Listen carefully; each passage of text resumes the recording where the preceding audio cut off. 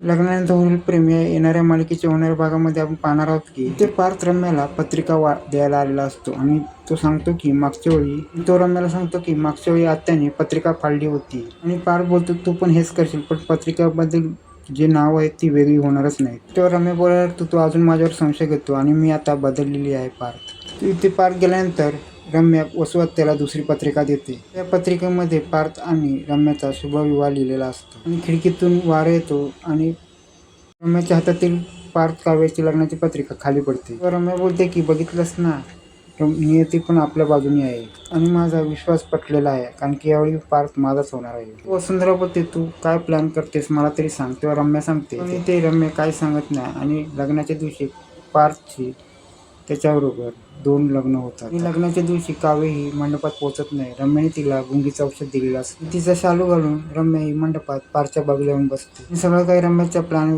सारखं चालू असतं, पण त्या टायमाला इथे गुरुजी म्हणतात, गुरुजी पार्थला बोलतात की वधूला मंगळसूत्र घाला आणि त्या टायमाला इथे काव्याची एंट्री होते. त्या टायमाला सगळ्यांना धक्का बसतो, काव्य इथे, मग पार्थ बरोबर कोण आहे आणि पार्थ रम्याच्या डोक्यावरून पदर काढतो आणि त्या टायमाला त्याला कळतं की रम्या आहे आणि रम्या बोलायला की पार्थ कसली वाट बघतो, मंगळसूत्र माझ्या गळ्यात घाल. त्या टायमाला काव्य ही रम्याच्या आणि रम्या बोलायला लागते की हसत, तू आता काहीच करू शकत नाही, खाली वाजून देते.